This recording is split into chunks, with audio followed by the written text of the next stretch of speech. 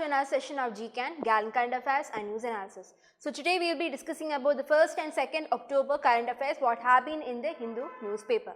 So moving, we have about 7 topics today to deal with. Asia disputed waters, mainly dealing with the South China Sea. We have concerns of using Aadhaar in welfare. Recently the Moody's credit rating has come talking about a decentralized model of using especially using Aadhaar for welfare schemes. So you have to look into that. We have India's statistical performance on the global stage. This is actually even out by the World Bank.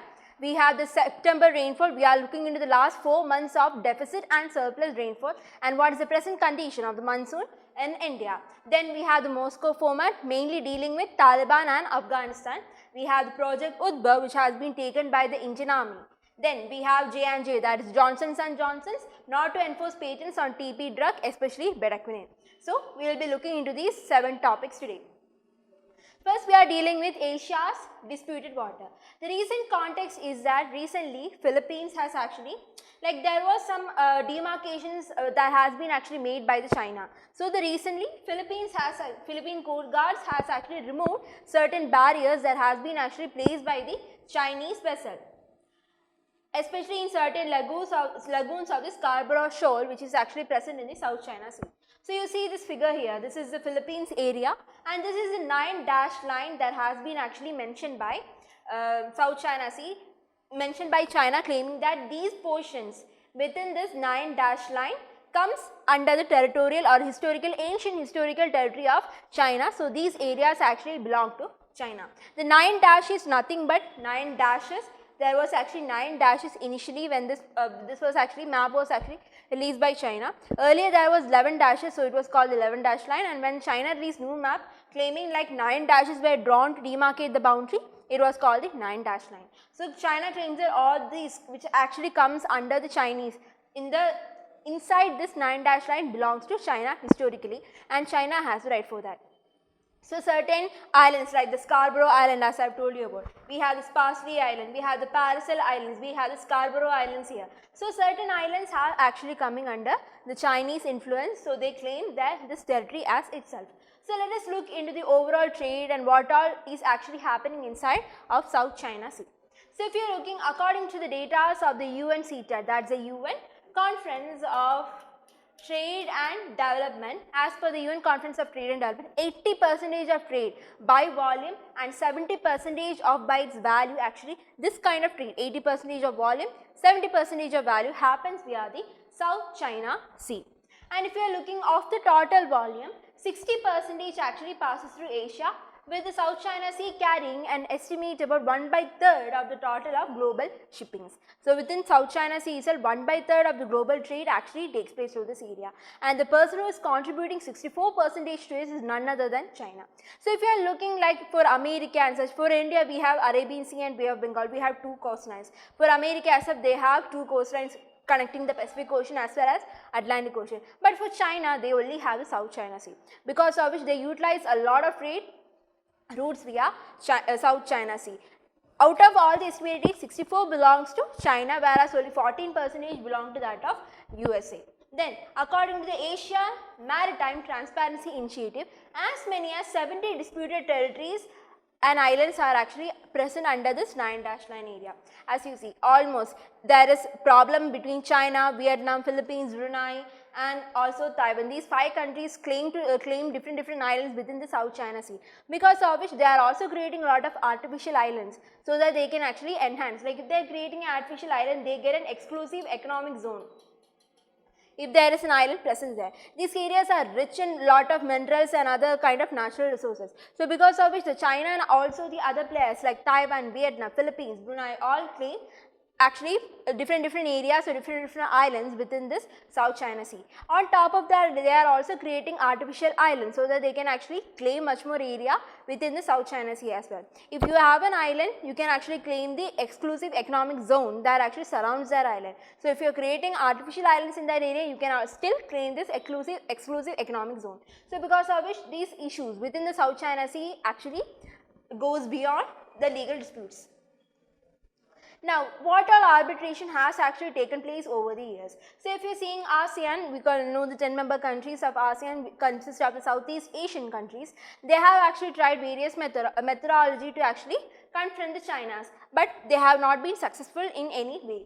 In 2002, the ASEAN actually again came, ASEAN and China together, they actually adopted a declaration on the conduct of parties, which stated that they will be following the UN guidelines, especially they will be following the UN clause, that's the UN Convention on the Law of Seas. It stated that they are actually going to follow the UN Conventions of the Law of Sea, especially regarding the South China Sea. So, such an agreement was actually made between ASEAN and China, but nothing has actually come, and this declaration was not materialized yet. Then in 2013, Manila, Philippines again initiated an arbitrary process stating that China is violating the present UN clauses, and they actually gave a formal complaint to the Permanent Court of Arbitration, which is actually situated in Hague, that is in Netherlands. But China claims that this particular body of arbitration as illegal, and this is outside the United Nations. Even in 2016, what the Permanent Court of Arbitration did is that they actually voted or ruled in favor of Philippines and not in the favor of China. So, you see, Chinese aggression has been increasing, and they are claiming all their rights based on a historical context. So, that is what has been challenged by many countries over here. The US is supporting here. Recently, we talked about the Pacific Islands Forum supporting the other Pacific Islands countries. So, China's influence can be reduced within these specific countries. So, a lot of discussions, arbitrations, aggressions is happening, especially in the area of South China Sea. So, that was the entire article dealing about. We discussed what the recent context, we discussed the trade and the number of volume and value of trade that is actually happening place in the South China Sea, and also the recent arbitrations and other measures that has been actually taken by ASEAN and other countries to counter China. So, this was the three important factors that the article was dealing about.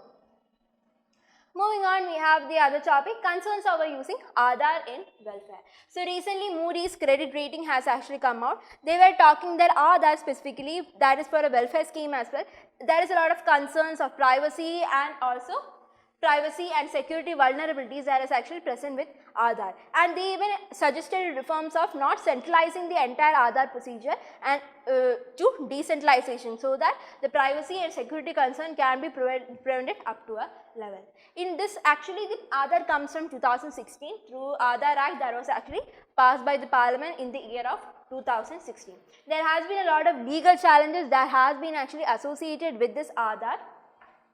Primarily, we can see the Puttaswamy judgment that has actually taken place in 2018, where the Supreme Court ruled the right to privacy as a fundamental right. So, with this, the Aadhaar, which actually sometimes violating the privacy or is having a security issues, actually comes under this. So, there has been a lot of rulings that has been actually given out by the Parliament, by the Supreme Court. The Supreme Court actually upheld the constitutionality of Aadhaar usage, but did make some kind of suggestions that the Aadhaar should be the Aadhaar restrictions on the mandatory linking of Aadhaar. The Aadhaar should be linked mandatory only for welfare schemes. If you want to be benefited from any of the schemes that the government gives, you should actually link your Aadhaar. The Aadhaar should be linked only for the purpose of this beneficiary of the welfare schemes that is given out by the government. But for the other purpose, if you want to join a school, if you want to join a job or something, this Aadhaar is actually not mandatory. So, certain rulings has been actually made by the Supreme Court. It's also that the Aadhaar should be voluntary use. For the other purpose and such, the Aadhaar usage is voluntary and is not mandatory. So, you see, in places where we go, we can either give our Aadhaar or we can give a PAN card. So, in certain area, Aadhaar is actually not mandatory. But for availing the benefits of the welfare schemes that is rolled out by the government, you need mandatory Aadhaar verification. As per the section 57 of this Aadhaar Act, that was actually struck down by the Supreme Court, which allowed the private companies to use Aadhaar for verification. Now, this goes against the privacy. We don't even know if the private companies would be selling the data, because these are very crucial and sensitive data. It also consists about our iris and other biometric details as well. So, the Supreme Court, what they did is they struck down section 57 of the Aadhaar Act, stating that the private companies could also use the Aadhaar for verification. Now, limited storage of Aadhaar authentication records to a maximum of 6 months. There was also told that you can only store the Aadhaar details for a maximum of 6 months, especially in the case of private companies. Now, what is the main morale of introducing Aadhaar? We know there was a lot of corruptions happening in police. There was a lot of ghost as well as fake individual. Ghost is mainly the person who was availing the benefits from the central government has actually died. So, the family using his certificates, they are actually availing the benefits again. That is close to ghost identification. And then there is fake identification where they are actually creating or duplicating the IDs again and again to avail benefits from the central government. So, to actually curb such kind of corruption, this Aadhaar was actually brought in. It also allows the withdrawal of money via the biometrics based Aadhaar system, and also also we can actually pay MG labours using this Aadhaar enabled payment system methods and such. So, such kind of ideologies was there within the minds of the government. The thing is that the Supreme Court, nobody is stating that Aadhaar is wrong or Aadhaar is actually fully, it violates our rights and something. The Aadhaar is good. We are not actually judging the government by here. The Aadhaar system is very good, but the thing is that there is certain reforms that need to be taken within the Aadhaar systems. The thing is that the concerns that we need to address here is that it cannot actually, like they can only identify the frauds, not quantity frauds. They can only know the identity frauds that are actually taken place. Also, there is authentication problem. As I have told you, there are biometrics. For a person who does manual labor, his fingerprints won't be actually matching the initial fingerprints that has been given. So, certain kind of authentication problems also happens. Then, in the Aadhaar based payment system, errors in any step results in the payment failure. You know, we use Google Pay and such. Even if there is small error, the payment failure will take place. Such kind of errors just take place with the Aadhaar enabled payment systems. Then, misdirect payment. The thing is, the problem if the linking of the bank account is different, the Aadhaar and the bank account linked are different, means that even if you are getting some benefit, this money will go to the bank account of some other person. So, such kind of misdirect, if happens, it is untraceable. You cannot get the money back, and it's very difficult to process or change it back together. So, such kind of difficulties was actually faced when the Aadhaar and the bank account link was actually different. Also, the Right of Information Act, government is actually stating that they were actually using Aadhaar in MG and has reduced the delay in the payments for Aadhaar, like MG payments. This Aadhaar was very much successful and reduced the delay.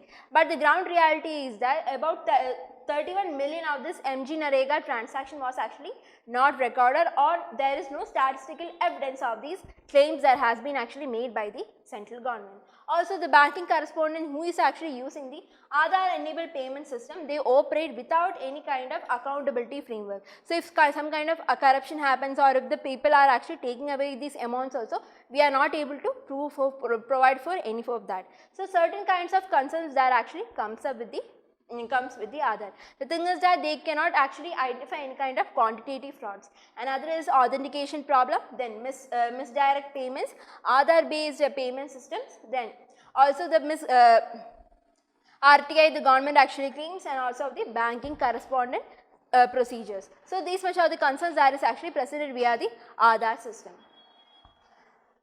Moving on to the next topic, we have India's statistical performance on the global space. The thing is that the World Bank has actually given out the statistical performance indicators. It is placed upon 174 countries, and India is ranked in the 67th sector. And another initiative, or the another something which we can actually celebrate, is that India has been actually elected into the United Nations Statistical Commissions. So, that is one of the brave, or what we can say, one of the golden moments for India, where India was actually elected as a member into the United Nations Statistical Commission. And if you are looking at the statistical scale, 67 out of 174 is a reasonable score or reasonable ranking also. But the ground reality is that what you need to know is that our own statistics which we have done, the surveys, the census which we have done, is under scrutiny now, because there is no proper authentication take place. The methodology we have used is not correct. So, there are certain kind of ground realities that we need to address, that our own statistics is under scrutiny. So, how much of this election or the election into the United Nations panel is actually edible is which we need to know. So, as per this statistical program is actually based upon 5 sectors. The one is, it uses 5 dimensions. One is the data use, another is the data products, data infrastructure, data service, and data source. These are the 5 pillars that has been actually used in the statistical program, so that we can actually ensure we can actually come to the correct ranking or the correct marks that India gets. So if you are looking, let us look into all the 5 sectors. The data use is how we are actually identifying different sectors and how we are actually bringing out the statistics of different sectors. India has a low score. India performs well, but we actually lose points. It is not the case of the poverty estimates. We are very poor, or our statistical or methodology is not adequate enough to actually find the poverty estimates or correct level of poverty estimates that is actually present in India. So that is one of the downfall we actually face with the data usage. Then we have the data products, which actually focus upon the sustainable development goals. If we are actually collecting essential data for the upliftment or for conducting the correct of the sustainable development goals. So such is actually shown with the data products. Then we have the data infrastructure, which actually we got a low score because it is actually a lower to moderate performance, and it basically deals with the standards and methodology, and also the poor performance and finance was one of the main reasons. Data infrastructure mainly deals with standards and methodology, but we actually got poor performance in this particular data infrastructure because we actually perform bad in the finance sector. Then India excels. There is 2 fields where India actually excels well. There is data service and data sources. But there is still a downfall, which means that the low score in administrative data due to coverage issue. So these are some of the issues we actually face. We have 5, that is data use, data product, data infrastructure, data service as well as data source. These are the 5 pillars that is actually used by the statistical program, and this kind of analysis actually given out by the World Bank. So keep that in mind. Also, the author actually suggests one of the methodology we can use is the World Bank actually suggested improve the robust. We can actually use some reliable source like the vital statistics of India, which is much more reliable and that can actually authenticate our data much more. So that is what that has been actually mentioned in the article, the 2-3 things which you need to know. One is the statistics. India's statistical performance is actually given out by World Bank. Our rank is 67 out of total 174 countries. Another thing is that India is actually elected into UN Statistical Commission, but we need to mention some of the concerns. Also the 5 pillars: data use, data product, data service, data infrastructure and data source. So these are the 5 pillars that actually comes under this. Moving on, we have the September rainfall watches of India's monsoon deficit. So if you are looking the last month August, we might have heard that it was the driest month of the century, which means that if you are taking the last 100 years, August actually faced the driest month ever. So if you are looking, India monsoon has been told the monsoon has been deficit, but we can find a lot of variations within the rainfall that has been taking place. If you are looking at the rainfall of the last 4 months, June, July, August and September, some months, especially June and August, we actually face some kind of deficit, but we actually got a certain kind of surplus in the months of July and September, making this all monsoon deficit neutral. It's not deficit or neutral, and thus we actually got a normal monsoon this year. As I have told you, September 30, that was the last day of the count of monsoon. India actually received about 94% of the expected rain from June to September. That is a win-win situation. It was not a deficit, nor a surplus. We actually got the normal amount, like 94% of the normal rainfall. IMD, Indian Meteorological Department, also forecast a normal northeast monsoon that will actually take place from October to December. So the variation rainfall, as I have told you, August was the driest month. In June, there was actually a deficit of 9%, but in July, there was a surplus of 13%. In August, there was a deficit of 36%, but in September, we got a surplus of 13%. So because of all this, the deficit of the monsoon was actually tallied out and we actually got a normal monsoon. So there was a negative in June and August, but we got a surplus rainfall in July and September, which actually tallied it out. So another thing that the report points out is that we had a positive ID. We know this here we actually felt an El Nino, but because of the positive IOD that was present. Positive IOD means that it is a temperature difference within the Arabian Sea and the Bay of Bengal. The positive means that it is actually beneficial for India. If you are taking our India, this is Arabian Sea and this is Bay of Bengal, there is positive here. Positive IOD means this Arabian Sea is actually much more warmer, and this actually aids the southwest monsoon. So even if there was El Nino year and we were to expect a lot of drought, because of the positive Indian Ocean dipole that was present, the southeast monsoon was back on track and we actually got the rainfall or the monsoon that which we actually needed. So that is what the entire article was dealing about. Moving on, we have the Moscow format. Now, as I've told you, this actually deals with the Taliban and Afghanistan. So, 9 nations actually came together to attend this Moscow format meeting. The thing is that after Taliban has actually taken place over Afghanistan, none of the countries have actually officially recognized Taliban. But there are certain countries like we can see UAE, Saudi Arabia, Turkey and Qatar who were actually observers of this Moscow format, and these 4 countries also maintain missions within Kabul. Like they might not have officially recognized Taliban, but they actually maintain some kind of missions with Kabul. In India, if we are looking, Indian embassy was closed when the Taliban took over in August 2021. But then we actually restarted a technical mission in June 2022. Almost close to 1 year, we actually restarted with a technical mission within Kabul itself. So, see, there is 9 members. I will tell you who the 9 members are in the next slide. But there was 4 observers within this meeting. There was UAE, Saudi Arabia, Turkey and Qatar. These 4 countries has actually missions within Kabul, and it's not like they have officially recognized Taliban, but still that they have actually maintained some kind of relations or missions with the Taliban itself. So, as for this committee, I was actually talking about certain kinds of issues that the Taliban should be addressing. The first is equal rights for men and women, especially for the girls, and resumption of the girls' education and such. Also look into the human rights issue of the Taliban, human rights in Taliban, including equal rights of work, education and justice without distinction as a gender. These are some of the 2 important things that has been actually addressed by this 9-member group. And also they actually treated their promise of humanitarian assistance. So, if all this criteria is met, all these 9 countries, that is the Moscow format, will actually honor their commitment to provide humanitarian assistance to the Taliban. So, the Moscow format is actually a dialogue platform on Afghanistan which is initiated in 2017 to promote the regional peace and cooperation within the Afghan nation.